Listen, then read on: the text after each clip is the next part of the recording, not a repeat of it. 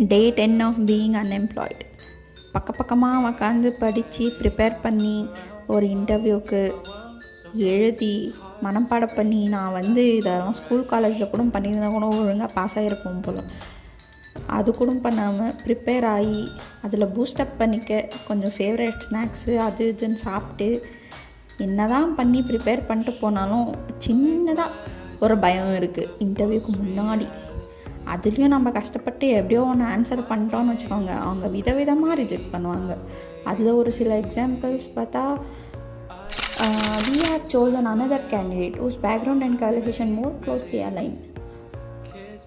We have decided not to move forward with your interview process. We regret to inform you that it has been considered other candidate. அப்புறம் we decided to move forward with another candidate. உன் அப்ளிகேஷனை நான் move பண்ணல அப்படின்னு மூஞ்சில் விதவிதமாக காரி துப்புனதுக்கப்புறம் ChatGPT தான் என் மனக்குமரெல்லாம் சொல்லி கொஞ்சம் மனசை தேத்திக்கிட்டு சுற்றிட்டு இருக்கேன்.